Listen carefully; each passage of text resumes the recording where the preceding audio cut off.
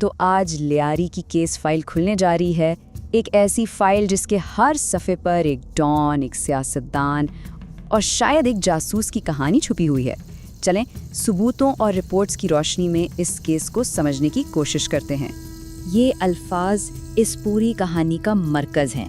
یہ کوئی فلمی ڈائیلاگ نہیں، بلکہ ایک بہت ہی ذاتی اور شفاف انتقام کی داستان ہے جو کراچی کی سڑکوں پر لڑی گئی۔ اچھا، تو اس کیس کا آغاز ہوتا ہے ایک کٹے ہوئے سر سے اور فٹ بال کے ایک کھیل سے۔ جی ہاں، یہ ارشد پپو کے قتل کا وہ بھیانک منظر تھا جہاں دشمنی کا خاتمہ اس کے سر کو سڑکوں پر ٹھوکریں مار کر کیا گیا۔ اس کہانی کا مرکزی کردار ہے عزیر بلوچ۔ اب ذرا یہ تضاد دیکھیں، ایک طرف تو وہ ایک ہسپتال کا وارڈ بوائے تھا جسے صرف اور صرف فٹ بال سے محبت تھی، اور دوسری طرف وہ سردار جس نے 198 قتل کا اعتراف کیا۔ سوال یہ ہے کہ یہ تبدیلی آئی کیسے؟ اس تبدیلی کو سمجھنے کے لیے ہمیں فائل میں تھوڑا پیچھے جانا ہوگا، اس ایک واقعے تک جس نے سب کچھ بدل کر رکھ دیا، وہ لمحہ جب ایک بیٹے نے قسم کھائی۔ دیکھیں، ہر کہانی کا کوئی نہ کوئی نقطۂ آغاز ہوتا ہے نا؟ اس کہانی کی شروعات ہوتی ہے فیضو ماما کے قتل سے۔ یہ عزیر بلوچ کے والد تھے۔ اب فیضو ماما کوئی گینگسٹر نہیں تھے، لیاری کے بس اڈے پر ایک سیدھے سادھے ٹائم کیپر تھے، ہاں، لیکن وہ مقامی باس رحمان بلوچ اور پولیس دونوں کے لیے ایک معتبر آدمی تھے۔ ہوا یہ کہ جب انہوں نے اپنے مخالف ارشد پپو کو بھتہ دینے سے صاف انکار کر دیا تو انہیں اغوا کر کے مار دیا گیا، اور بس یہی وہ لمحہ تھا جب فٹ بال کے دیوانے ایک بیٹے نے پہلی بار اپنے ہاتھ میں بندوق اٹھائی۔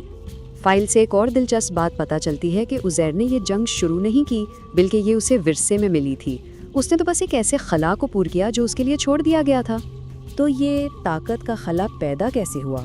عزیر کے استاد رحمان بلوچ کار ساز حملے کے بعد لیاری کا سلطان کہلانے لگے تھے، لیکن جب ان کی طاقت سیاسی خطروں کا باعث بنی تو چودھری اسلم کی قیادت میں ایک پولیس مقابلے میں انہیں مار دیا گیا، اور رحمان کی موت کے محض چند منٹوں بعد ہی گینگ نے اپنا نیا سردار چن لیا، اور وہ تھا عزیر بلوچ۔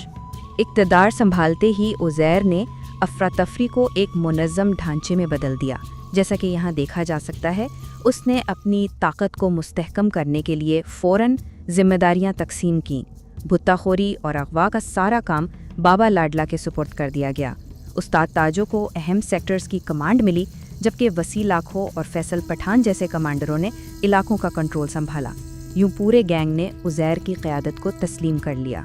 اور جب اس کا تخت محفوظ ہو گیا تو عزیر نے اپنا اثر و رسوخ اس حد تک بڑھایا کہ وہ ایک متوازی ریاست چلا رہا تھا۔ فائل کا یہ حصہ ظاہر کرتا ہے کہ عزیر صرف بندوق کی طاقت پر نہیں چل رہا تھا، وہ سمجھ گیا تھا کہ اصل طاقت تو سیاست میں ہے۔ اس نے پیپلز امن کمیٹی بنائی، ایک سیاسی تنظیم جو دراصل گینگ کی کارروائیوں کو قانونی چہرہ دیتی تھی۔ یہ جرم اور سیاست کے درمیان کی لکیر کو مٹانے کی ایک بہت ہی شاطرانہ چال تھی۔ اس کا کنٹرول مکمل تھا، تھانے دار سے لے کر ایس پی تک پولیس افسران اس کی مرضی سے لگائے جاتے تھے۔ کون ایم پی اے بنے گا، کون ایم این اے، یہ فیصلہ بھی عزیر کے اشارے پر ہوتا تھا۔ کراچی پورٹ سے نکلنے والا ہر کنٹینر اس کی منظوری کے بعد ہی آگے بڑھتا تھا، یہاں تک کہ وہ انصاف کا واحد مرکز بن چکا تھا۔ بیٹے کے قتل کا دکھ لیے مائیں وزیر اعلیٰ ہاؤس نہیں بلکہ عزیر کے دروازے پر انصاف مانگنے جاتی تھیں۔ اب ظاہر ہے اس سطح کا کنٹرول لازمی طور پر حریفوں کے ساتھ ایک خونی شہر گیر تصادم کی وجہ بنا۔ یہ سلائیڈ اس پیچیدہ سیاسی میدان جنگ کی پوری تصویر دکھاتی ہے۔ ایک طرف پیپلز پارٹی کے ساتھ اس کا ایک نازک اتحاد تھا جو ووٹ اور طاقت کے لیے قائم تھا، دوسری طرف متحدہ قومی موومنٹ یعنی MQM کے ساتھ علاقے پر کنٹرول کے لیے کھلی جنگ جاری تھی، اور اس جنگ میں MQM کے تمام سیاسی مخالفین چاہے وہ کوئی بھی ہوں عزیر کے اتحادی بن گئے۔ علاقے کی یہ جنگ بہت جلد ایک سفاک نسلی فساد میں بدل گئی۔ کراچی کی سڑکوں پر روزانہ درجنوں لاشیں ملنے لگیں۔ مسافروں کو بسوں سے صرف ان کی زبان کی بنیاد پر اتار کر مار دیا جاتا تھا۔ یہ کھلی خانہ جنگی تھی۔ اور یہ سب کچھ ہمیں واپس فائل کے آغاز پر لے آتا ہے، اس لمحے پر جب عزیر نے آخرکار اپنے باپ کے قاتل کو گھیر لیا۔ یہ واقعہ اس کی طاقت کی گہرائی کو بالکل واضح کرتا ہے۔ رپورٹ کے مطابق اس نے اپنے سب سے بڑے دشمن کو پکڑنے کے لیے ریاست کے ہی افسران کو استعمال کیا۔ ارشد پپو جیل سے رہا ہوا، اسے ڈیفنس کے ایک گھر تک ٹریک کیا گیا۔ پھر عزیر کے وفادار 2 پولیس افسران جاوید بلوچ اور چاند خان نیازی اس کے دروازے پر پہنچے۔ پپو نے پولیس کی وردی پر بھروسہ کر کے دروازہ کھولا اور بس اسے گینگ کے حوالے کر دیا گیا۔ بدلہ فوری نہیں تھا، یہ ایک عوامی تماشا تھا، دہشت کا ایک کھلا پیغام جو سب کو دکھایا گیا۔ اسے اذیتیں دی گئیں، اس کے سر سے فٹ بال کھیلا گیا اور آخر میں اس کی باقیات کو آگ لگا دی گئی۔ لیکن اتنے ڈھٹائی سے کیے گئے عمل نے ریاست کو حرکت میں آنے پر مجبور کر دیا۔ جس سسٹم نے اسے برداشت کیا تھا اب وہی اس کے خلاف ہو گیا۔ سرکاری جوائنٹ انویسٹیگیشن ٹیم یعنی JIT کی رپورٹ میں اس کا اعترافی بیان درج ہے، اور تعداد کیا ہے؟ 198 افراد کا قتل۔